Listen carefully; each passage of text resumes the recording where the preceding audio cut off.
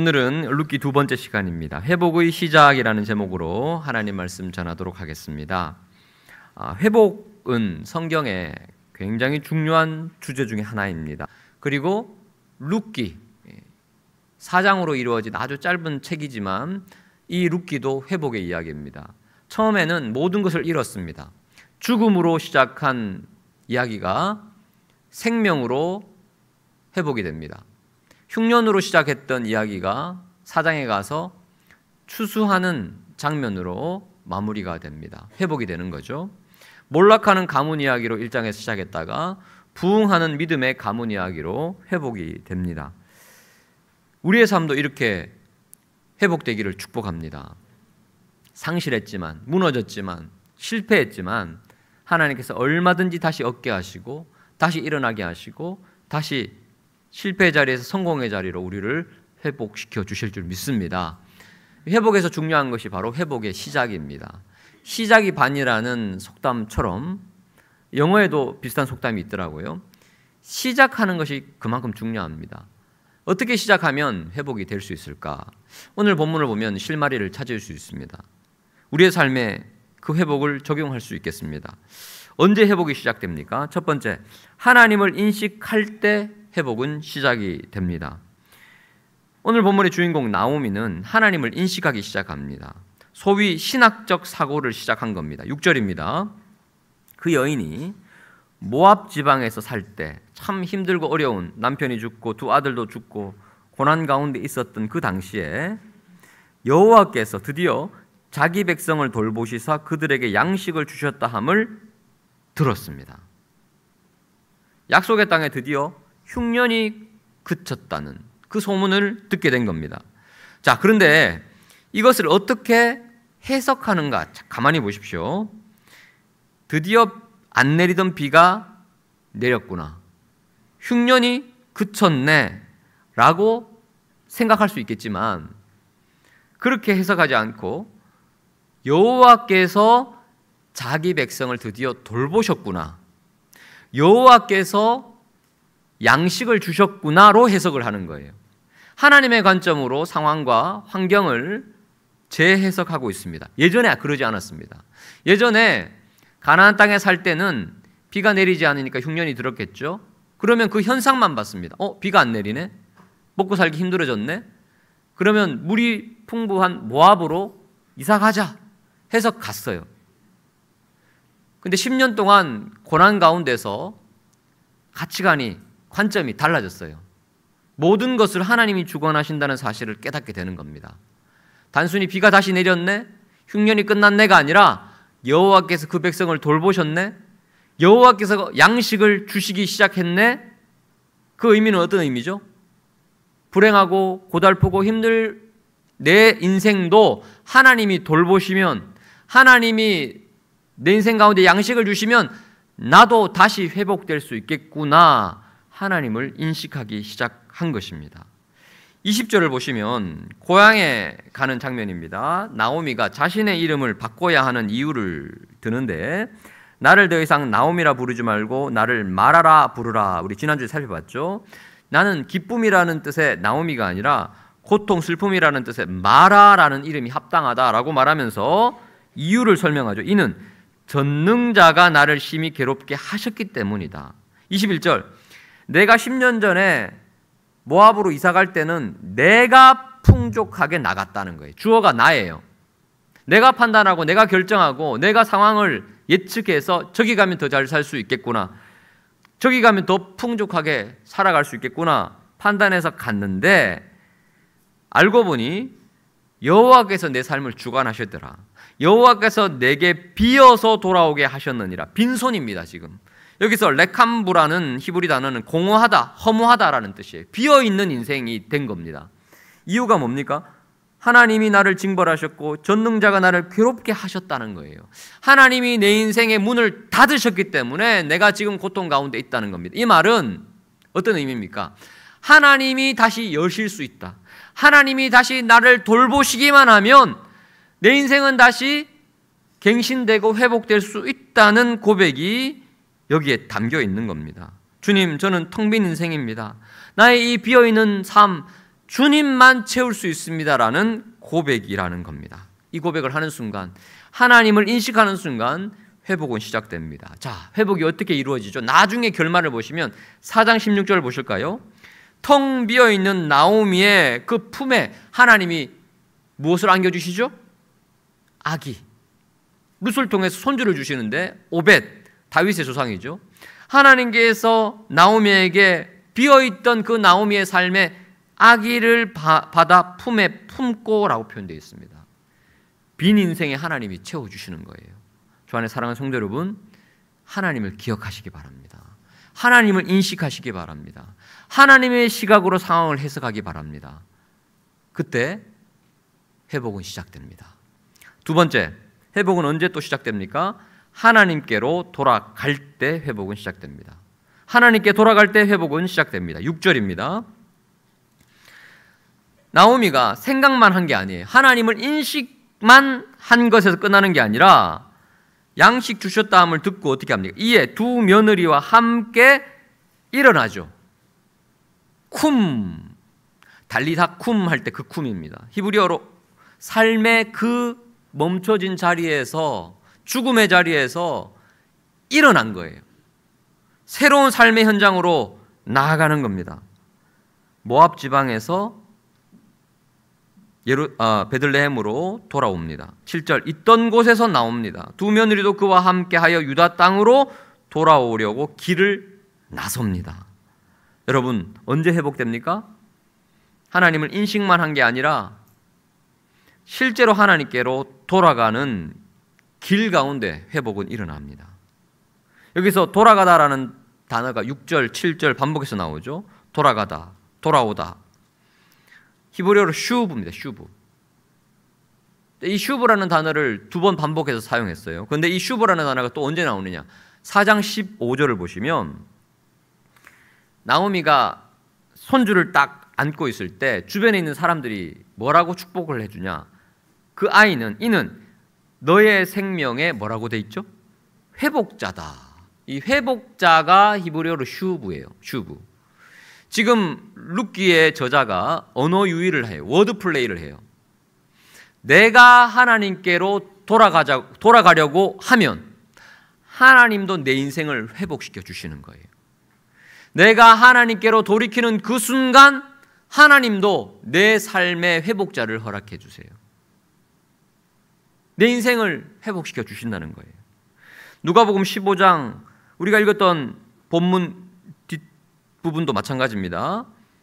자, 탕자가 뭐라고 얘기하죠? 내가 일어나 아버지께로 가서 이르기를, 아버지, 내가 하늘과 아버지께 죄를 지었습니다. 이제부터는 아버지의 아들이라 일컬음을 감당하지 못하겠습니다. 나를 품꾼의 하나로 보소서라고 말하겠다 결심하고 20절, 이에 일어나서 아버지께로 돌아가요. 그때 아직 거리가 멀지만 아버지가 그를 보고 측은히 여겨 달려가 목을 안고 입을 맞춥니다. 아들의 지위를 회복시켜 줍니다. 아들은 아버지 품을 그리워만 한 게 아닙니다.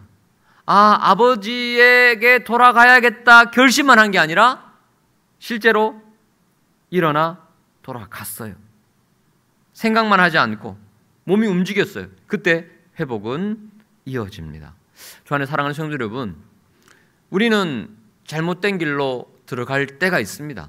언제나 옳은 길로만 갈 수는 없습니다. 우리가 연약하기 때문에, 우리가 때로 실수하기 때문에, 지혜가 부족하기 때문에, 분별력도 부족하기 때문에 잘못된 길로 갈 수 있습니다. 하지만 내가 지금 잘못된 길로 가고 있구나, 하나님 품으로 돌아가야 되겠구나, 사명의 길로 가야 되겠구나, 인식만 하면 안 됩니다. 인식한 다음에 결단하고 그리고 실행으로 옮겨야 됩니다. 다시 길을 바꿔야 돼요.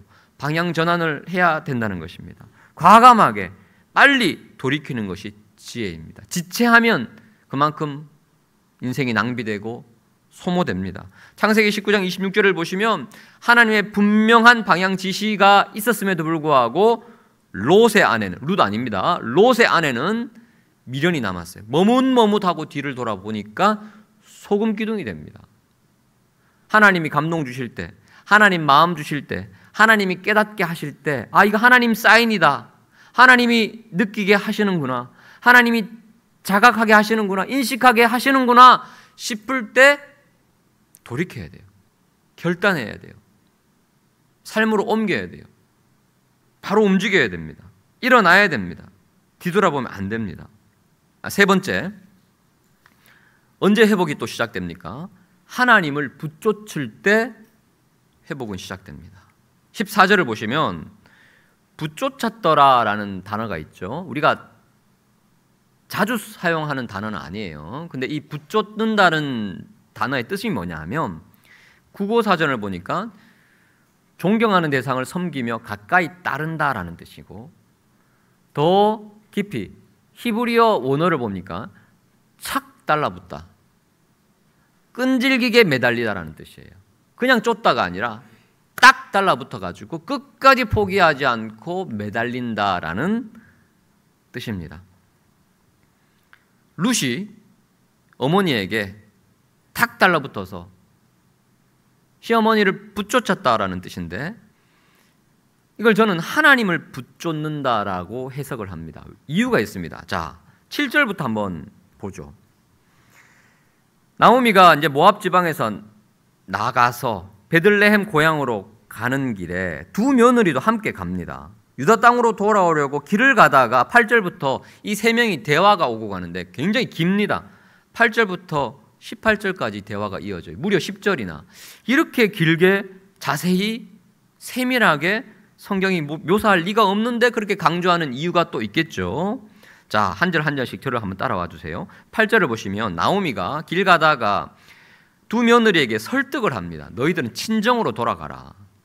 너희가 시아버지와 남편들과 나를 이때까지 선대한 것 참 고맙다. 선하게 대한 건 너무 감사하다. 하나님이 너희를 선대하기를 원한다 하고 빠이빠이 하고 헤어지려고 합니다. 9절 이유가요, 재혼하라는 거예요. 다시 시작하라는 거예요. 너희들은 모압 여인이기 때문에 이스라엘로 오면 불이익을 받을 수도 있고, 너희들에게는 여기가 외국인이고, 그리고 이스라엘 사람들은 실제로 모압 사람들을 사람 취급 안 했습니다. 신명기에 의하면 모압 사람들은 여호와의 총회에 들어올 수 없다고 되어 있어요. 그러니까 분명히 여기에 오면은 왕따를 당할 것이고, 고향으로 가면, 친정으로 가면 재혼하고 새 출발할 수 있는 가능성이 훨씬 더 많다. 9절에 보시면 입 맞추고 울죠. 이제 헤어지기 직전입니다. 그런데 10절 보십시오. 두 며느리가 아닙니다. 어머니와 함께 끝까지 가겠습니다 라고 또 얘기합니다. 세 명이 다 사이가 너무 좋아요. 11절 한 번 더 감정적으로 호소합니다. 아니다. 돌아가라. 12절 나는 남편을 두지 못한다. 나는 나이가 들어서 나는 재혼 못한다. 왜 이렇게 남편 얘기가 나오냐 하면 고대에는 여인들이 할 수 있는 일이 거의 없었어요. 농사나 목축이나 사냥 모든 것이 남성 중심 시스템이었기 때문에 현대와 다릅니다. 이런 맥락에서 이해하셔야 돼요. 14절 계속된 설득에 결국 오르바는 고향으로 갑니다. 소리 높여 울면서 입 맞추고 이제 헤어지는 거죠. 그런데 룻은요,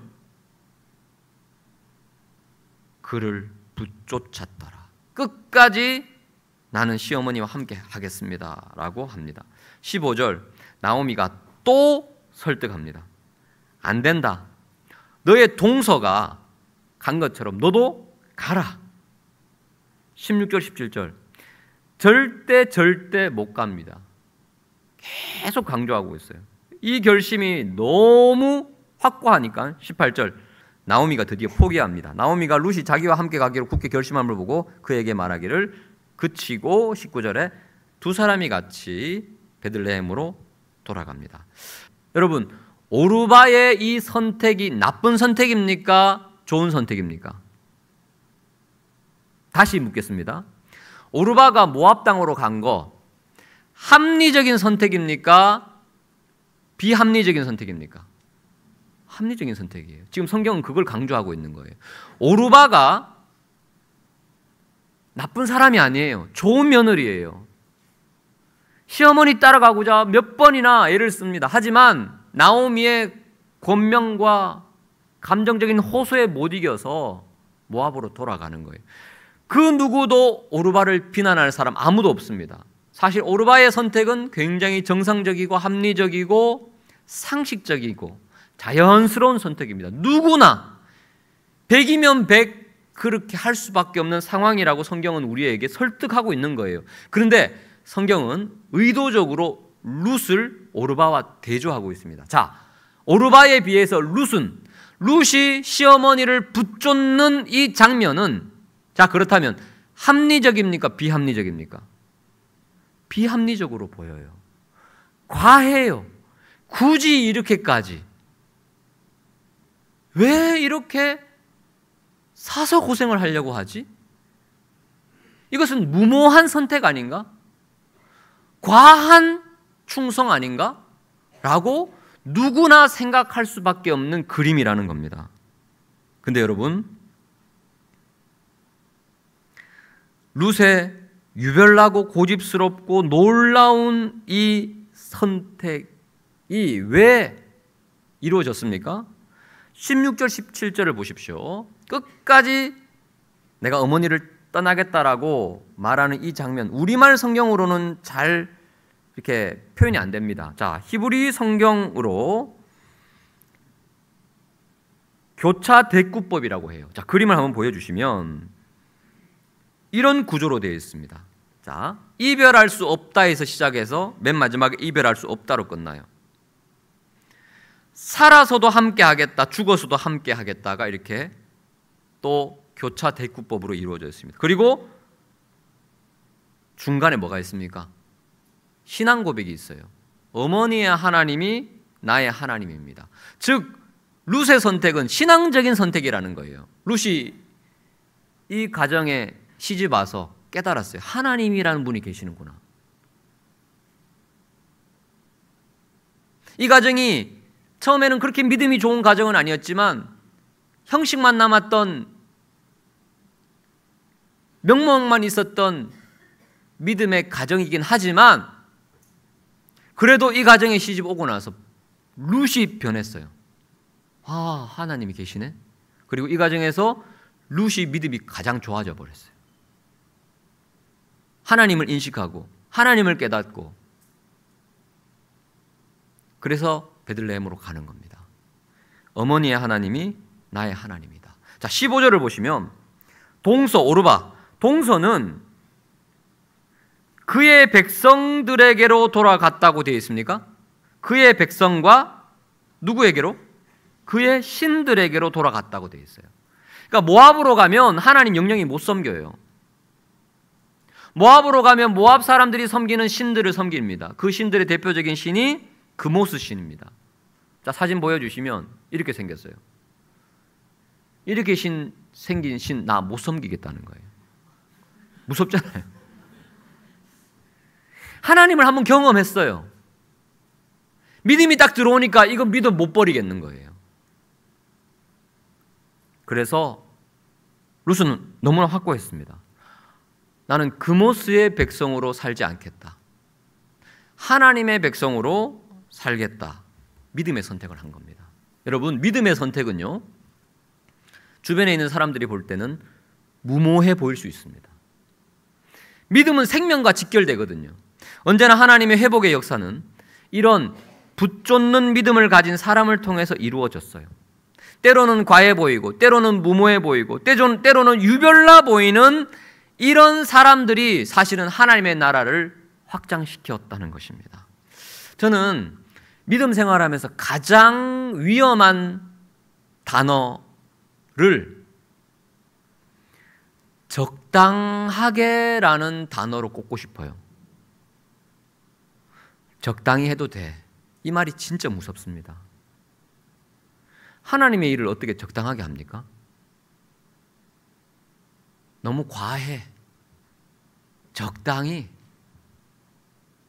어느 정도 선까지만 해도 돼. 여러분, 이게 진짜 무서운 말이에요. 하나님이 우리를 어떻게 사랑하셨죠? 적당히 사랑하지 않으셨습니다. 하나님이 우리를 사랑한 거 생각하시면요, 우리가 아직 죄인 되었을 때에 하나밖에 없는 아들을 보내셨어요. 이 땅에 사람의 몸을 입게 하시고 온갖 고난과 고초를 겪게 하시고 십자가에 달려 죽으셨잖아요. 그럴 필요 없습니다. 그렇게 안 해도 누구 하나 뭐라고 할 사람 없습니다. 하지만 우리에게 적당한 사랑이 아니라 과한 사랑을 보내주셨어요. 선을 넘어버리셨어요. 이렇게까지 하실 필요 없는데 하신 거예요. 하나님의 사랑이 바로 붙쫓는 사랑이에요. 저와 여러분을 포기하지 않고 딱 달라붙어가지고 내가 네 인생 끝까지 책임질 거야. 그게 주님 사랑이에요. 여러분, 어떤 부모가 자녀를 적당히 사랑합니까?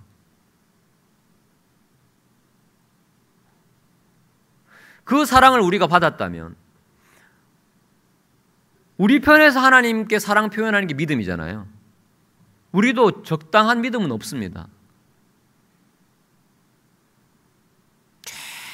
최고의 하나님께 최선의 예배를 드리는 것이 당연한 거예요.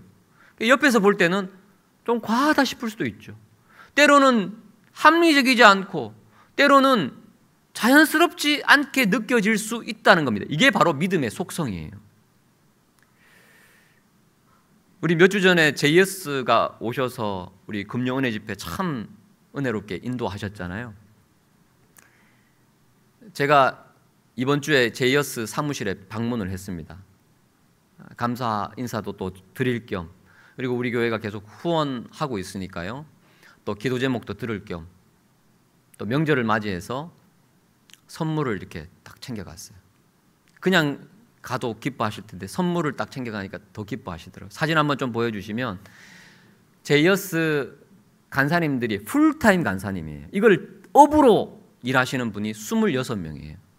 저 봉투 안에 26개 상품권을 여러분의 사랑을 담아서 흘려 보냈어요. 표정이 좀 밝은 것 같지 않습니까? 네, 사진 내려주시고. 여러분, 이 제이어스가요 15년 전에 생겼어요. 우리 대표님, 우리 남자 대표님 중심으로 서울예대 실용음악과 졸업하고 대한민국 최고의 뮤지션이 될 수 있는 길이 있지만 그 길 내려놓고 다음 세대 걱정에 하나님의 예배 사역에 올인하겠다. 그래서 친구들, 동역자들 몇 명이서 제이어스 사역을 시작했어요. 이 한국 땅에 예배를 세우자. 첫 모임한 사진을 이번에 가서 보여주시더라고요. 본당에, 그 넓은 본당에 아무도 없었어요. 밴드, 자기 팀만 있었어요. 이렇게 시작했다는 거예요. 그리고 다른 업 하면서 요것만 하는 게 아니라 이것만, 어떻게 되든 이것만, 사람들이 다 말렸대요.